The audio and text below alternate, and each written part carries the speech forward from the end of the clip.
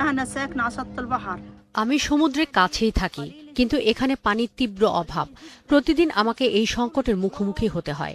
ভোরের আলো ফুটতেই আমি পানির সন্ধানে বেরিয়ে পড়ি গাজার শহরের বিভিন্ন এলাকায়, কারণ আমাদের এখানে পানি একদমই পৌঁছায় না। أبو مازن وإحنا ندور وين। এভাবেই প্রতিদিন ভোর হওয়ার আগেই অন্ধকারের ভিতর ইবতেসাম আল হেলু সুপেয় পানির সন্ধানে গাজার সমুদ্র তীরে অবস্থিত তার তাঁবু থেকে বেরিয়ে পড়েন। ভূমধ্য সাগর তাঁবু থেকে মাত্র কয়েক কদম দূরেই অবস্থিত। কিন্তু রান্না, পান করা ও ধোয়া মোছার জন্য প্রয়োজনীয় পানির সংগ্রহের জন্য তাকে পুরো গাজা শহর জুড়ে দীর্ঘ পথ পাড়ি দিতে হয়। ধ্বংসস্তূপের এক এলাকায় পানি পাওয়ার খবর পেয়ে দুপুরের তীব্র দাবদাহে একটু পানির আশায় ৩ সন্তানের মা ইবতেসাম দৌড়ে গেছেন।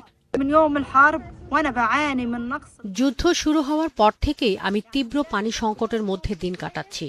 আগে গরমে আমার বাচ্চারা দিনে ২-৩ বার গোসল করত, আর এখন পানির অভাবে তাদের সপ্তাহে মাত্র একবার গোসল করাই। খুব গরমে সমুদ্রে গোসল সেরে নেয়, কিন্তু এতে চুলকানি, খোসপাচড়া ও অ্যালার্জির সমস্যা দেখা দিচ্ছে। بدي لكل واحد 50 شيكل। তবে যুদ্ধ শুরুর পর থেকে পুরো গাজা উপত্যকার সামগ্রিক পরিস্থিতির একই চিত্র। উপত্যকার অনেক পরিবারকে কয়েক লিটার পানির সংগ্রহের জন্য ঘণ্টার পর ঘণ্টা লাইনে দাঁড়িয়ে থাকতে হয়। ট্রাকগুলো পৌঁছানোর সাথে সাথে নারী, পুরুষ ও শিশুরা প্লাস্টিকের পাত্র ভরার জন্য লাইনে দাঁড়ায়। কেউ কেউ সেগুলো পিঠে বা কাঁধে বহন করে, আবার অনেকেই বাড়িতে তৈরি ছোট ট্রলিতে পানি নিয়ে যায়। আমরা সব ধরনের পানির তীব্র সংকটে ভুগছি, তা পানযোগ্য হোক বা অপানযোগ্য। পরিস্থিতি এতটাই শোচনীয় যে আমরা পয়ঃবর্জ্য দূষিত সমুদ্রের পানি ব্যবহার করতে বাধ্য হচ্ছি, যার ফলে আমাদের এবং শিশুদের মধ্যে নানা রোগের সৃষ্টি হয়েছে।